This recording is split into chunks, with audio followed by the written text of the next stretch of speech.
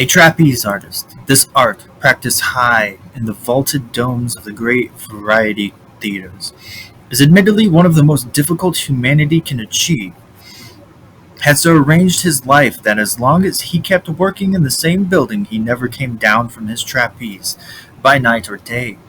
At first only from a desire to perfect his skill, but later because custom was too strong for him.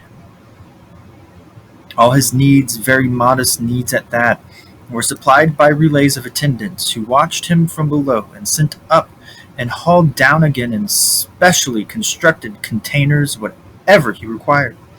This way of living caused no particular inconvenience to the theatrical people, except that when other turns were on the stage, his being still up aloft, which could not be dissembled, proved somewhat distracting.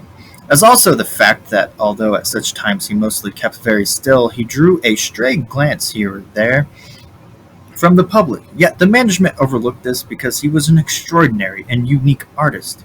And of course they recognized that this model of life was no mere prank, and that only in this way could he really keep himself in constant practice and his art at the pitch of its perfection.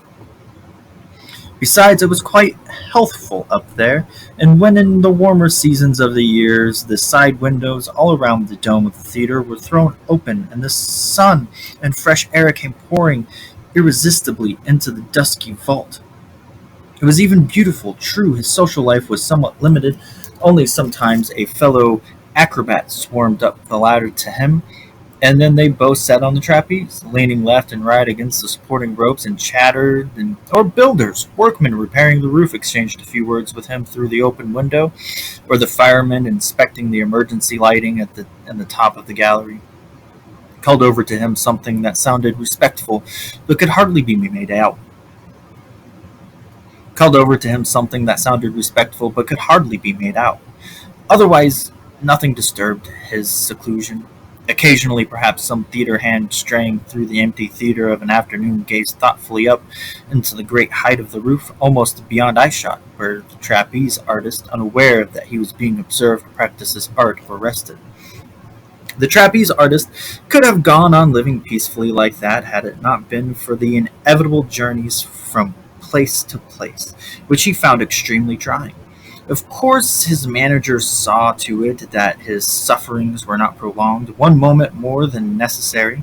For town travel, racing automobiles were used, which whirled him by night if possible, or in the earliest hours of the morning through the empty streets at breakneck speed, too slow all the same for the trapeze artist's impatience. For railway journeys, a whole compartment was reserved, in which the trapeze artist, as a possible though wretched alternative to his usual way of living, could pass the time up in the luggage rack, and the next town on their circuit. Long before he arrived, the trapeze was already slung up in the theater, and all the doors leading to the stage were flung wide open. All corridors kept free, yet the manager never knew a happy moment until the trapeze artist set his foot on the rope ladder, and in a twinkling at long last hung aloft on his trapeze. Despite so many journeys having been successfully arranged by the manager, each new one embarrassed him again, for the journey apart from everything else got on the nerves of the artist a great deal. Once, when they were again traveling together, the trapeze artist lying on the luggage rack dreaming, the manager leaning back in the opposite window seat reading a book. The trapeze addressed his companion in a low voice. The manager was immediately all attention. The trapeze artist, biting his lips, said that he must always in future have two trapezes for his performances, instead of only one. Two trapezes opposite each other.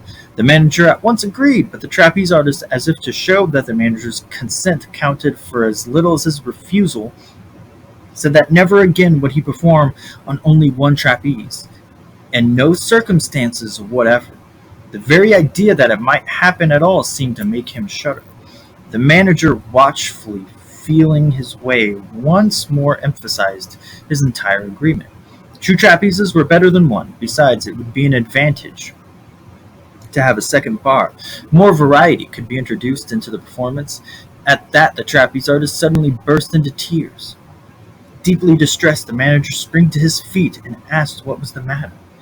Then, getting no answer, climbed up on the seat and caressed him, cheek to cheek, so that his own face was bedabbled by the trapeze artist's tears. Yet it took much questioning and soothing endearment until the trapeze artist sobbed, "Only the one bar in my hands. How can I go on living?" That made it somewhat easier for the manager to comfort him. He promised to wire from the very next station for a second trapeze to be installed in the first town on their circuit, reproached himself for having let the artist work so long on only one trapeze, and thanked and praised him warmly for having at last brought the mistake to his notice. And so he succeeded in reassuring that the trapeze artist little by little, and was able to go back to his corner, but he himself was far from reassured. With deep uneasiness, he kept glancing secretly at the trapeze artist, over the top of his book. Once such ideas began to torment him, would they ever quite leave him alone? Would they not rather increase in urgency? Would they not threaten his very existence? And indeed the manager believed he could see, during the apparently peaceful sleep which had succeeded the fit of tears, the first furrows of care engraving themselves upon the trapeze artist's smooth, childlike forehead.